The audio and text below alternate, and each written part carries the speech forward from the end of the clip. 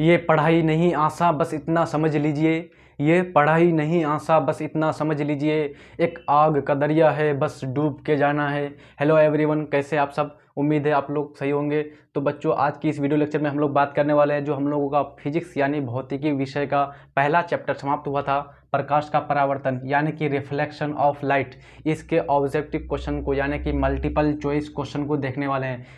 कौन सा चैप्टर है बच्चों? आपका पहला चैप्टर है फिजिक्स का, प्रकाश का परावर्तन। और यहाँ पर हम लोग कौन सा सब्जेक्ट का यहाँ पर कर रहे हैं, ये पब्लिकेशन बच्चों वो है आपका भारतीय भवन। भारतीय भवन का सारे क्वेश्चन को करेंगे, तब फिर बाद में आपका एनसीईआरटी के प्रॉब्लम्स को भी सॉल्यूशन करेंगे। और ये स्पेशली किसका है बच्चों? क्लास 10th का है, यानी कि जो भी स्टूडेंट्स मैट्रिक की कक्षा में है। तो आइए बच्चों हम लोग स्टार्ट करते हैं। पहला प्रश्न है आपका, पहला प्रश्न ये आपका भारतीय भवन का किताब है बच्चों, ये आपका फिजिक्स जो है भारतीय भवन का है इसी का।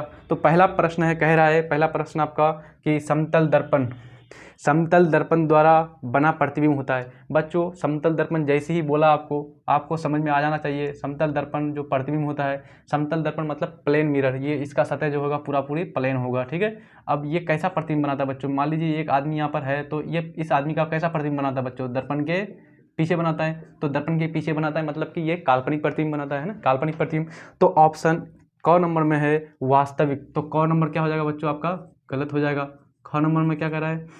ख नंबर में कह रहा है काल्पनिक, तो काल्पनिक सही हो जाएगा आपका। ग नंबर में दोनों, तो वास्तविक नहीं बनाता बच्चों, ये वास्तविक नहीं बनाता है। ग भी मतलब नहीं होगा, घ भी नहीं होगा, तो आपका ख ऑप्शन सही हो जाएगा, ठीक है। दूसरा आपका प्रश्न है, दूसरा प्रश्न कह रहा है परावर्तन का कोण होता है, यानी कि परावर्तन का कोण एंगल ऑफ रिफ्लेक्शन क्या होता है बच्चों? देखिए मैं यहाँ पर आपको दिखा देता हूँ थोड़ा सा। हम लोगों ने परावर्तन का नियम पढ़ा था। ये आपका कोई भी परावर्तक सतह हो गया है ना, ये, और ये किरण आ रही है जिसको हम लोग आपतित किरण बोला था, और ये वापस जा रही है टकरा करके, तो इसको परावर्तित किरण बोला था। और यहाँ पर सतह पर एक क्या करें बच्चों, यहाँ पर आपतन बिंदु पर एक लंब डाला था जिसको हम लोगों ने अभिलंब कहा था। क्या बच्चों? एन से इसको डिनोट किया जाता है। तो कह रहा है कि जो परावर्तन का जो कोण होता है वो होता है। तो हम लोग परावर्तन का कोण किसको जाना था बच्चों? इसको हम लोगों ने परावर्तन कोण यानी कि आर जाना था। और ये जो होता है बच्चों, ये वाला कोण, ये कौन सा कोण? आई होता है ना। तो क नंबर ऑप्शन है आपतित किरण और दर्पण की सतह के बीच का कोण, यानी परावर्तन का जो कोण होता है, परावर्तन का कोण, वह आपतित किरण और दर्पण की जो सतह होती है, ये, तो ये कोण क्या कहलाता है बच्चों? ये कोण परावर्तन कोण कहलाता है। तो ये गलत हो जाएगा आपका, क नंबर ऑप्शन गलत हो जाएगा। ख नंबर कह रहा है आपतित किरण, यानी कि ये आपका आपतित किरण, ठीक है। फिर बोल रहा है और दर्पण की सतह पर खींचे गए अभिलंब, तो दर्पण की सतह पर खींचे गए अभिलंब, तो इस कोण को हम लोग क्या परावर्तन कोण कहते हैं बच्चों? नहीं ना, इसको हम लोग क्या बोलते हैं? आपतन कोण कहते हैं। यानी कि आपका ख ऑप्शन भी आपका गलत हो जाएगा। ग नंबर में कह रहा है परावर्तित किरण और दर्पण की सतह के बीच का कोण, यानी कि परावर्तित किरण, ये हो गया आपका परावर्तित किरण। दर्पण की सतह कौन हो गया बच्चों? दर्पण की सतह ये हो गया। इसके बीच का जो कोण हुआ ये, तो क्या ये आपका जो है परावर्तन कोण कहलाता है क्या? नहीं ना, तो ये आपका ग नंबर ऑप्शन भी गलत हो गया। घ नंबर कह रहा है कि परावर्तित किरण, तो परावर्तित किरण सही हो गया आपका, परावर्तित किरण और दर्पण की सतह पर खींचे गए अभिलंब, दर्पण की सतह पर खींचे गए अभिलंब, ये हो गया। तो इसके बीच का कोण क्या हो गया बच्चों? इसी को हम लोग आर बोलते हैं ना, तो ये घ ऑप्शन आपका सही हो जाएगा। तो दूसरा नंबर का घ ऑप्शन आपका सही हो जाएगा बच्चों। समझ में आया सबको? आइए अगला बार आगे का प्रश्न है आपका, तीसरा नंबर का प्रश्न लेते हैं। वो कह रहा है कि प्रकाश के परावर्तन के कितने नियम है? क ऑप्शन में एक, जल्दी आंसर करो बच्चों, कितना नियम है? 2, ख नंबर में 2 है, और ग में 3 और घ में 4। तो कितने नियम है बच्चों? ख नंबर का ऑप्शन ठीक हो जाएगा, है ना, यानी कि 2 नियम है। परावर्तन के कितने नियम है? मुख्यतः 2 नियम है। कौन कौन सा नियम है बच्चों? पहला नियम है कि पहला नियम जो है वो आपका कह रहा है कि आपतित किरण, परावर्तित किरण और अभिलंब, ये तीनों एक ही सतह, एक ही तल में होते हैं, एक ही पृष्ठ पर होते हैं। और दूसरा कहता है कि कोण आई जो है ये दोनों और कोण आर ये आपस में बराबर होते हैं, ठीक है। पहला क्या कहता है? आपतित किरण, परावर्तित किरण और अभिलंब तीनों आपस में, तीनों एक ही सतह पर होते हैं, और आपतन कोण, परावर्तन कोण, ये आपस में बराबर होते हैं हमेशा। तो ये कहता है परावर्तन का नियम। आइए आगे का प्रश्न लेते हैं। चौथा क्वेश्चन है बच्चों, चौथा प्रश्न है आपका, कह रहा है कि निम्नलिखित में किस दर्पण द्वारा किसी वस्तु का वास्तविक प्रतिबिंब मिल सकता है? बच्चों, हम लोगों ने दर्पण का मुख्य रूप से 3 प्रकार के दर्पण को जाना था, है ना। एक जाना था समतल दर्पण को, है ना, एक समतल दर्पण, और एक जाना था हम लोगों ने किसको? अवतल दर्पण, और एक जाना था हम लोग उत्तल, ठीक है।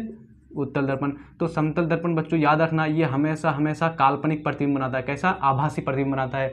अवतल दर्पण दोनों बनाता है बच्चों, काल्पनिक भी बनाता है और वास्तविक भी बनाता है। काल्पनिक और वास्तविक दोनों बनाता है बच्चों, ठीक है। और जो उत्तल है ये भी सिर्फ और सिर्फ काल्पनिक बनाता है, ठीक है। तो उत्तल और समतल सिर्फ और सिर्फ काल्पनिक, अवतल दोनों, काल्पनिक और वास्तविक दोनों। तो कह रहा है निम्नलिखित में चौथा नंबर का प्रश्न, किस दर्पण द्वारा किसी वस्तु का वास्तविक प्रतिबिंब, तो वास्तविक प्रतिबिंब केवल और केवल किसके द्वारा होता है बच्चों? अवतल दर्पण के द्वारा। तो यहाँ पर ऑप्शन क समतल दर्पण गलत हो जाएगा, क नंबर ऑप्शन आपका गलत हो जाएगा। ख नंबर ऑप्शन कह रहा है अवतल दर्पण द्वारा, ख नंबर। तो ख नंबर सही होगा कि नहीं बच्चों? तो ख नंबर आपका सही हो जाएगा। आगे कह रहा है ग नंबर, तो ग नंबर सिर्फ और सिर्फ काल्पनिक बनाता है, तो ग आपका गलत हो जाएगा। और घ तीनों प्रकार के दर्पण, तो तीनों प्रकार के दर्पण क्या वास्तविक बनाता है? नहीं ना, सिर्फ और सिर्फ अवतल बनाता है, तो घ भी गलत हो जाएगा। तो आपका ऑप्शन सही हो जाएगा कौन सा? ख नंबर ऑप्शन सही हो जाएगा। आपका पांचवा प्रश्न है बच्चों, निम्नलिखित में किस दर्पण द्वारा किसी वस्तु का आभासी प्रतिबिंब प्राप्त किया जा सकता है? देखिए बच्चों, यहाँ पर इसी से ज़्यादा प्रश्न आपका आ रहा है कि निम्नलिखित में किस दर्पण के द्वारा बच्चों जो है प्रतिबिंब प्राप्त किया जाए, किस प्रकार का? आभासी। तो आभासी प्रतिबिंब कौन कौन प्राप्त कर सकता है बच्चों? किससे हम लोग? पहला नंबर का समतल दर्पण और एक अवतल दर्पण, ये दो हो गया। और अवतल दर्पण भी बनाता है, क्यों? क्योंकि वास्तविक और काल्पनिक दोनों बनाता है ना। तो यानी कहने का सेंस है कि तीनों दर्पण काल्पनिक प्रतिबिंब बनाता है। तीनों दर्पण क्या बनाता है बच्चों? काल्पनिक प्रतिबिंब बनाता है, ध्यान रहेगा आपको। और सिर्फ वास्तविक जो बनाता है वो आपका कौन सा दर्पण बनाता है बच्चों? वो आपका बनाता है अवतल दर्पण। तो ऑप्शन क 5 नंबर का जो पहला ऑप्शन है 5वां नंबर का कह रहा है कि केवल समतल दर्पण द्वारा। तो समतल दर्पण क्या हमेशा आभासी बनाता है? तो ठीक है, वो तो ठीक है, लेकिन क्या है, खाली केवल बोल रहा है तो बच्चों वहाँ पर गलत हो जाएगा। केवल अवतल दर्पण द्वारा ये भी नहीं होगा। ख नंबर भी, ग नंबर में कह रहा है कि केवल उत्तल दर्पण द्वारा, वो भी नहीं होगा, यानी कि क ये भी गलत हो जाएगा, ख भी गलत हो जाएगा और ग भी गलत हो जाएगा। और घ में क्या है कि उपयुक्त तीनों प्रकार के दर्पण, यानी कि तीनों प्रकार के दर्पण बनाते हैं बच्चों आभासी प्रतिबिंब। क्यों? क्योंकि समतल भी बनाता है काल्पनिक, अवतल भी बनाता है काल्पनिक और उत्तल भी बनाता है काल्पनिक, ठीक है। तो आपका घ नंबर ऑप्शन जो है ये आपका सही हो जाएगा। छठा प्रश्न है आपका, वस्तु से छोटा और आभासी प्रतिबिंब इनमें किस दर्पण द्वारा प्राप्त होता है? वस्तु से छोटा और आभासी दोनों है बच्चों। यहाँ पर कह रहा है कि वस्तु जो है मान लीजिए इतना बड़ा है, ठीक है, इतना बड़ा है, तो इसका प्रतिबिंब जो है बहुत ही ज़्यादा छोटा बनाता है। और कैसा बनाता है? काल्पनिक प्रतिबिंब बनाता है। किस प्रकार का? काल्पनिक। तो कौन बनाता है बच्चों वस्तु से छोटा और काल्पनिक प्रतिबिंब? मैंने बताया था आपको, उत्तल दर्पण। क्यों? क्योंकि समतल दर्पण जो है ये आपका वस्तु और प्रतिबिंब आकार दोनों बराबर होता है। जितना वस्तु रहेगा, मान लीजिए वस्तु का आकार इतना है बच्चों, तो प्रतिबिंब का भी आकार इतना होगा, ठीक है। लेकिन उत्तल दर्पण ऐसा दर्पण है जो वस्तु का प्रतिबिंब जो है वस्तु से छोटा बनाता है और काल्पनिक बनाता है, ठीक है। क्यों? इसका प्रयोग किया जाता है मोटर गाड़ियों के साइड मिरर के रूप में। तो ये आपका ऑप्शन कौन सा हो जाएगा? छठा नंबर का समतल दर्पण से ये गलत हो जाएगा क्योंकि वस्तु का बराबर होता है। अवतल दर्पण ये भी गलत हो जाएगा क्योंकि ये हमेशा आभासी नहीं बनाता है। ग नंबर दोनों, क ख दोनों नहीं होगा। घ नंबर उत्तल दर्पण, तो आपका घ नंबर ऑप्शन 6 नंबर का जो है उत्तल दर्पण ये आपका सही हो जाएगा। तो छठा प्रश्न का कौन सा सही हो जाएगा बच्चों? उत्तल दर्पण आपका सही हो जाएगा। सातवां प्रश्न है आपका, निम्नलिखित में से किसके द्वारा एक बिंदु स्रोत से समांतर किरण पुंज मिल सकता है? यानी कि इनमें से अवतल दर्पण, उत्तल दर्पण, यानी यहाँ पर दर्पण दिया हुआ है, इनमें से किसके द्वारा एक बिंदु स्रोत से बच्चों समांतर किरण पुंज मिल सकता है? तो समांतर किरण पुंज अवतल दर्पण हम लोग जानते हैं, ये आपका हो जाएगा अवतल दर्पण, है ना, और ये हो गया आपका उत्तल दर्पण, ठीक। तो यहाँ पर यह इसका हो गया था बच्चों मुख्य अक्ष। तो यहाँ पर मान लीजिए ये आपका फोकस है, तो ये फोकस से होकर के जो भी किरण जाती है बच्चों वो मुख्य अक्ष के क्या हो जाती है? समांतर हो जाती है। ये आपका कोई भी किरण फोकस से होकर के जाती है तो मुख्य अक्ष के समांतर। तो समांतर किरण पुंज हम लोग किस में प्राप्त कर सकते हैं? अवतल दर्पण में। तो इसका अवतल दर्पण वाला ऑप्शन सही हो जाएगा। 7 का कौन सा 7 नंबर का क नंबर आपका सही हो जाएगा बच्चों। अवतल दर्पण जो है इससे हम लोग क्या कर सकते हैं? समांतर किरण पुंज प्राप्त कर सकते हैं, ठीक है। 8वां नंबर प्रश्न कह रहा है बच्चों, 8 नंबर का क्या कह रहा है? 8वां प्रश्न कह रहा है, कहाँ पर स्थित होने से वस्तु का प्रतिबिंब अवतल दर्पण के फोकस पर बनता है? मान ली यानी ये आपका दर्पण है अवतल दर्पण, कि वस्तु को इसके सामने कहाँ पर रखे जो इसका जो प्रतिबिंब है बच्चों वो कहाँ पर बने, फोकस पर बने, एफ पर बने। तो एफ पर बनने के लिए मैंने आपको चैप्टर में बहुत ही अच्छे कंसेप्ट के साथ, फिगर के साथ पढ़ाया था कि किसी भी वस्तु को अगर कहाँ पर रखेंगे, अनंत में रखेंगे, तो इसका प्रतिबिंब जो है कहाँ पर मिलेगा हमको, कहाँ पर मिलेगा बच्चों, फोकस पर मिलेगा। इस तरह से मैंने वहाँ पर डायग्राम भी दिखाया था। ये आपका किरण आ रहा है, ये आपका किरण आ रहा है, ये आपका वस्तु रखी हुई है कहाँ पर, अनंत पर। तो अगर वस्तु को अनंत पर रखेंगे, और यहाँ पर कटी हुई रेखा से मैंने दर्शाया था क्योंकि बहुत दूर है अनंत, है ना, इस तरह से। तो अनंत पर रखने से कहाँ पर बनता है प्रतिबिंब बच्चों, फोकस पर। तो क नंबर इसका कौन सा हो जाएगा, 8वां नंबर का क नंबर आपका ऑप्शन सही हो जाएगा, क नंबर का सही हो जाएगा आपका ऑप्शन। ठीक है बच्चों, आइए अगला प्रश्न देखते हैं। नौवां नंबर का क्वेश्चन जो है वो कह रहा है कि अवतल दर्पण की फोकस दूरी, उसकी त्रिज्या। अवतल दर्पण जो होता है बच्चों, उसकी जो फोकस दूरी होती है, उसकी फोकस दूरी क्या होती है वक्रता त्रिज्या का। तो उसकी वक्रता त्रिज्या का क्या होता है बच्चों, आधा होता है या दुगुना होता है। तो सबसे पहले जानते हैं हम लोग, ये आपका अवतल दर्पण हो गया, मान लीजिए ये आपका मुख्य अक्ष हो गया, ये इसका फोकस दूरी हो गया, यहाँ से यहाँ तक की दूरी को फोकस दूरी कहते हैं एफ, है ना, और यहाँ से यहाँ तक की दूरी यानी कि सेंटर ऑफ कर्वेचर, वक्रता केंद्र से ध्रुव की दूरी आर कहते हैं। तो हम लोग सीधा बच्चों बराबर r/2। तो एफ जो है फोकस दूरी यानी आधी है बच्चों, आधी होती। तो कह रहा है 9वां नंबर प्रश्न, अवतल दर्पण की फोकस दूरी उसकी वक्रता त्रिज्या की क्या होती है, आधी। कौन सा ऑप्शन सही हो जाएगा यहाँ पर, ख नंबर ऑप्शन सही हो जाएगा बच्चों। ठीक है, ख नंबर ऑप्शन सही हो जाएगा। कितना नंबर का प्रश्न था, 9 नंबर का प्रश्न था। आइए 10वां प्रश्न देखते हैं। 10वां क्वेश्चन कह रहा है, एक अवतल दर्पण में वस्तु यानी बिंब बोलते हैं बच्चों वस्तु को, और प्रतिबिंब बोलते हैं मतलब उसका इमेज को। एक अवतल दर्पण में वस्तु की स्थिति फोकस और ध्रुव के बीच है। एक अवतल दर्पण है बच्चों, क्या कौन सा दर्पण है, अवतल दर्पण। ये आपका अवतल दर्पण हो गया, है ना, बाहर से कली कर दिए हैं। और बोल रहा है कि वस्तु की स्थिति कहाँ पर है, ध्रुव और फोकस के बीच। ध्रुव और फोकस, ये हो गया आपका फोकस, ये हो गया आपका ध्रुव पी, तो इसके बीच रख रहे हैं। तो यहाँ पर तो इसका प्रतिबिंब कहाँ पर प्राप्त हुआ था बच्चों, जब मैंने इसका किरण आरेख करके दिखाया था, तो इसका जो प्रतिबिंब है इधर प्राप्त हुआ था, पीछे की ओर प्राप्त हुआ था बच्चों। तो इसी को हम लोगों ने क्या कहा था, आभासी प्रतिबिंब। तो दर्पण के कहाँ पर मिलता है बच्चों, पीछे प्राप्त होता है। तो ऑप्शन सब देख लेते हैं, कौन सा ऑप्शन क्या कह रहा है। क नंबर कह रहा है वास्तविक और बड़ा। दर्पण के पीछे जो भी प्रतिबिंब बनता है बच्चों, वो आपका हमेशा क्या होता है, आभासी होता है, यानी कि काल्पनिक होता है। तो क नंबर ऑप्शन आपका गलत हो जाएगा, है ना। 10 नंबर का जो क ऑप्शन है वो गलत हो जाएगा। ख कह रहा है वास्तविक और छोटा। वास्तविक तो बनेगा ही नहीं बच्चों, तो ख नंबर ऑप्शन भी गलत हो जाएगा। ग नंबर ऑप्शन कर रहा है काल्पनिक और बड़ा, यानी आभासी और बड़ा। तो आभासी तो मिल रहा है, लेकिन वस्तु से क्या मिल रहा है बच्चों, बड़ा भी मिल रहा है। तो यानी कि ग नंबर ऑप्शन आपका सही हो जाएगा। तो 10 का कौन सा ऑप्शन सही हो जाएगा बच्चों, ग, आभासी और बड़ा। जब कहाँ पर रखेंगे वस्तु को, फोकस और ध्रुव के बीच, यानी कि पी के बीच रखेंगे वस्तु को। ठीक है, आइए 11वां प्रश्न देखते हैं। 11वां क्वेश्चन क्या कह रहा है। 11वां प्रश्न कह रहा है कि किसी अवतल दर्पण द्वारा आभासी, सीधा और आवर्धित। सबसे क्वेश्चन देखिए बच्चों, बहुत ही थोड़ा सा माइंड डेड वाला है कि किसी अवतल दर्पण, तो ये अवतल दर्पण हो गया। कह रहा है कि आभासी प्रतिबिंब प्राप्त करना, यानी कि दर्पण के पीछे। तो दर्पण के पीछे अभी हम लोग को प्राप्त हुआ था एक प्रतिबिंब, है ना। और आवर्धित कह रहा है मतलब कि बड़ा, मैग्निफिसेंट, बोल रहा है कि बड़ा प्रतिबिंब प्राप्त होना चाहिए वस्तु से। तो ये प्राप्त हो रहा है आपका बड़ा प्रतिबिंब, है ना। इसी से हम लोग का निकल जाएगा ये क्वेश्चन। जब वस्तु की स्थिति कहाँ होती है बच्चों, तो वस्तु को कहाँ पर रखते हैं, तो वस्तु का जो प्रतिबिंब है वो आपका आभासी होता है। वस्तु का प्रतिबिंब जो है वस्तु से बड़ा होता है, और कैसा होता है, दर्पण के पीछे सीधा होता है। तो कहाँ पर रखते हैं बच्चों, ध्रुव और फोकस के बीच। तो ध्रुव और फोकस वाला ऑप्शन है यहाँ पर सब। पहला क्वेश्चन है, पहला क नंबर ऑप्शन है। 11वां का क नंबर कह रहा है कि वक्रता केंद्र सी पर, तो ये गलत हो जाएगा। ख नंबर ऑप्शन कह रहा है आपका वक्रता केंद्र पर, वक्रता केंद्र, फिर वक्रता केंद्र से परे, यानी वक्रता केंद्र से परे मतलब कह रहा है कि वक्रता केंद्र से दूर, वक्रता केंद्र और अनंत के बीच। तो ये ख नंबर ऑप्शन भी गलत हो जाएगा।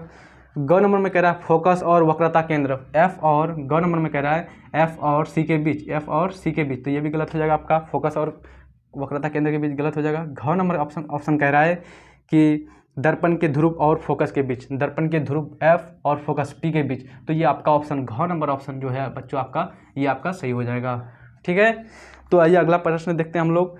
12वां प्रश्न की ओर बढ़ते हैं। 12वां क्वेश्चन क्या कह रहा है बच्चों, 12वां प्रश्न कह रहा है कि मोटर गाड़ी के चालक के सामने, जो आपका मोटर गाड़ी होती है बच्चों, यानी कि मोटरसाइकिल जो होती है वाहन, उसमें जो ड्राइवर होता है उसके सामने कौन सा मिरर यानी कि कौन सा दर्पण लगा रहता है। तो आप लोग को मैंने बताया था कौन सा दर्पण रहता है बच्चों, उत्तल दर्पण रहता है। कौन सा दर्पण, उत्तल दर्पण। क्यों, क्योंकि वो जो है बच्चों यहाँ पर जो मोटर गाड़ी जो रहती है उसमें जो दर्पण रहता है उत्तल दर्पण अगर नहीं रहेगा तो वस्तु का सीधा प्रतिबिंब नहीं प्राप्त होगा। और उत्तल दर्पण का क्या क्या खूबी है बच्चों, ये हमेशा सीधा प्रतिबिंब प्राप्त कराता है और फिर क्या है, वस्तु से छोटा प्रतिबिंब बनाता है और बहुत ही बड़ा सा क्षेत्र का यहाँ पर प्रतिबिंब प्राप्त होता है इस छोटे से दर्पण में। ठीक है, तो जिस कारण से क्या किया जाता है बच्चों, मोटर गाड़ी में उत्तल दर्पण का उपयोग किया जाता है। किस दर्पण का उपयोग किया जाता है बच्चों, उत्तल दर्पण का उपयोग किया जाता है।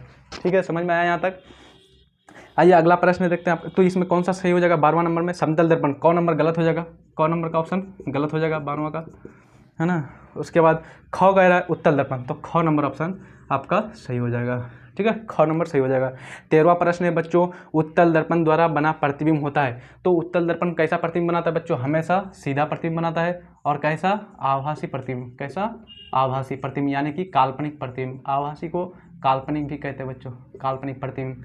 तो यहाँ पर ऑप्शन कौन सा हो जाएगा, देखो तो 13 का क नंबर, काल्पनिक और उल्टा। तो उल्टा बनाता है क्या, नहीं ना बच्चों, ये आपका सीधा बनाता है, तो गलत हो जाएगा। क नंबर ऑप्शन आपका गलत हो जाएगा।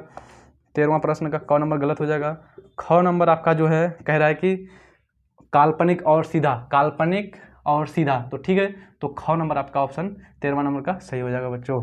ठीक है, आगे बढ़ते हैं। 14वां प्रश्न है यानी कि 14th नंबर का क्वेश्चन है, उत्तल दर्पण द्वारा बना प्रतिबिंब होता है। उत्तल दर्पण जो प्रतिबिंब बनाता है ये उत्तल दर्पण, इसी से संबंधित सारा प्रश्न है बच्चों, यहाँ पर आ रहा है अभी लगातार।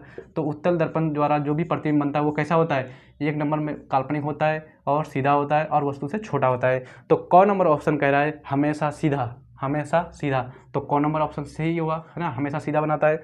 फिर बोल रहा है हमेशा उल्टा, तो ये गलत हो जाएगा। ख नंबर 14 नंबर का जो प्रश्न का क नंबर ऑप्शन है बच्चों ये आपका सही होगा, क्योंकि हमेशा सीधा बनाता है। ख नंबर गलत हो जाएगा, सीधा भी उल्टा भी, सीधा भी बनाता है उल्टा भी बनाता है बच्चों, नहीं ना, ये हमेशा सीधा बनाता है। तो इसका क नंबर ही ऑप्शन सही हो जाएगा, 14 नंबर का क नंबर। 15वां क्वेश्चन है बच्चों, 15 नंबर का जो प्रश्न है आपका वो कह रहा है कि दाढ़ी बनाने में किस प्रकार के दर्पण का उपयोग किया जाता है। यानी कि जो भी बार्बर होता है बच्चों, नाई जिसको बोलते हैं, वो जो है दाढ़ी बनाने के लिए किस प्रकार के दर्पण का उपयोग करते हैं। तो किस प्रकार के दर्पण का बच्चों, अवतल दर्पण का। किस प्रकार के दर्पण का, अवतल दर्पण का उपयोग करता है, शेविंग मिरर के रूप में। क्या बोलते हैं उसको, शेविंग मिरर, यानी दाढ़ी बनाने वाले दर्पण के। तो यहाँ पर कौन सा, क नंबर ऑप्शन उत्तल कह रहा है, गलत हो जाएगा। ख नंबर में अवतल, यानी अवतल कौन सा ऑप्शन में है, ख, तो ख आपका सही हो जाएगा बच्चों। 16वां प्रश्न है, एक दर्पण से किसी भी दूरी पर रखी एक वस्तु का सीधा प्रतिबिंब प्राप्त सिर्फ और सिर्फ कैसा प्राप्त हो रहा है, सीधा प्रतिबिंब ही प्राप्त होता है, दर्पण हो सकता है। यानी कि एक दर्पण के आगे वस्तु को रखा जाता है, चाहे कहीं भी रखिए वो सीधा ही प्राप्त होता है हमेशा। तो वो दर्पण कैसा हो सकता है बच्चों, क्योंकि सीधा हमेशा कौन बनाता है, वो आपका उत्तल बनाता है और समतल भी बनाता है। क्योंकि हम लोग जानते हैं समतल और उत्तल दोनों कैसा बनाता है, काल्पनिक यानी कि सीधा प्रतिबिंब बनाता है। तो यहाँ पर कौन सा सही हो जाएगा बच्चों, उत्तल और समतल दोनों हो जाएगा। तो यहाँ पर ऑप्शन में है क्या, देखो तो 16वां नंबर में क नंबर में बोला समतल, ये तो सही होगा। लेकिन अगर उत्तल, ख नंबर में उत्तल, ये भी सही होगा। ग नंबर समतल उत्तल, तो यहाँ पर क नंबर और ख नंबर गलत हो जाएगा, क्योंकि समतल और उत्तल दोनों बनाता है बच्चों मिला करके। तो यहाँ पर सी नंबर यानी कि जो ग ऑप्शन है समतल और उत्तल, ये आपका सही हो जाएगा। 17वां प्रश्न है आपका, 17 नंबर का क्वेश्चन है बच्चों, कह रहा है कि संबंध f बराबर r/2, f बराबर r/2 हम लोग ने इसको सिद्ध किया था, प्रूव भी किया था बच्चों।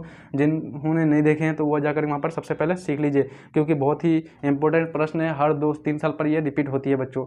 तो कह रहा है क्वेश्चन कि f बराबर r/2 सत्य है, यानी कि सही है, किसके लिए, उत्तल दर्पण के लिए। ये f बराबर जो r/2 है सिर्फ और सिर्फ उत्तल के लिए सिद्ध सही है, या फिर ये ख नंबर में अवतल दर्पण के लिए सही है, परंतु उत्तल दर्पण के लिए नहीं। उत्तल तथा अवतल दोनों प्रकार के दर्पण, तो मैंने वहाँ पर बताया था बच्चों, f बराबर जो r/2 है ये गोले दर्पण के लिए होता है। तो गोले दर्पण दोनों प्रकार के दर्पण हो गया, अवतल और उत्तल दोनों। तो अवतल और उत्तल ये दोनों के लिए सही हो जाएगा। तो कौन सा ऑप्शन सही हो जाएगा आपका, ग नंबर ऑप्शन सही हो जाएगा। 17 नंबर का आपका ग ऑप्शन जो है वो सही हो जाएगा।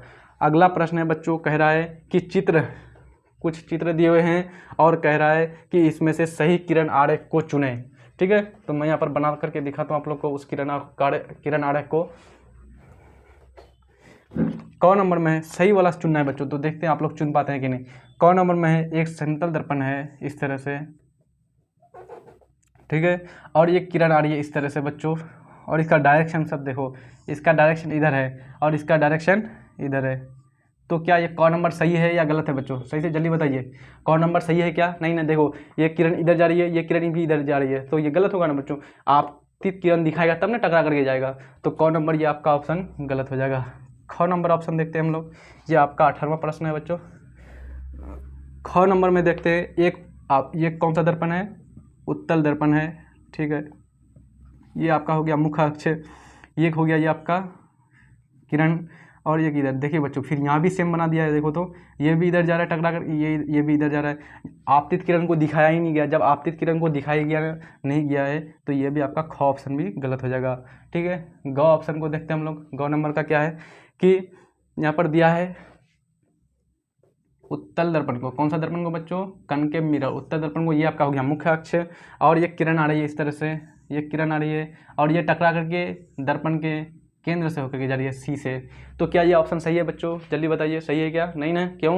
क्योंकि मुख्य अक्ष के समांतर किरण आ रही है। मुख्य अक्ष के समांतर अगर कोई भी किरण आएगी वो हमेशा हमेशा किससे होकर के जाती है? फोकस से। लेकिन यहाँ पर चित्र में कैसा दिखा रहा है? वक्रता केंद्र से। तो ये ग नंबर ऑप्शन भी जो है ये आपका गलत हो जाएगा, ठीक है। अब घ नंबर ऑप्शन में क्या दिया हुआ है?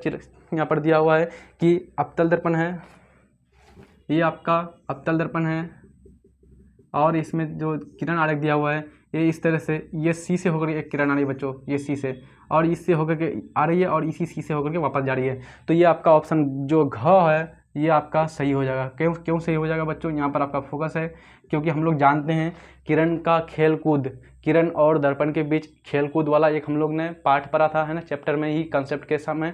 तो वहाँ पर क्या दिखाया था? 4 प्रकार के मैंने खेल कूद में सिखाया था कि उसमें से एक ये था बच्चों कि अगर कोई भी किरण जो है वो वक्रता केंद्र से होकर के दर्पण पर आएगी तो वो हमेशा उसी मार्ग में वापस लौट जाएगी।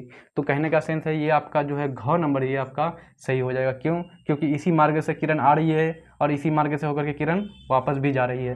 तो ये आपका घ आपका सही हो जाएगा 18 नंबर का। लास्ट प्रश्न है 19वां। एक गोलीय दर्पण द्वारा बने प्रतिबिंब का आवर्धन m ऋणात्मक है। क्या है? एक गोलीय दर्पण का जो है m जो है आवर्धन किसको बोलते हैं बच्चों? आवर्धन बोलते हैं h, यानी कि h डैश जिसको बोलते हैं प्रतिबिंब की ऊंचाई अपॉन वस्तु की ऊंचाई, इसको बोलते हैं हम लोग आवर्धन।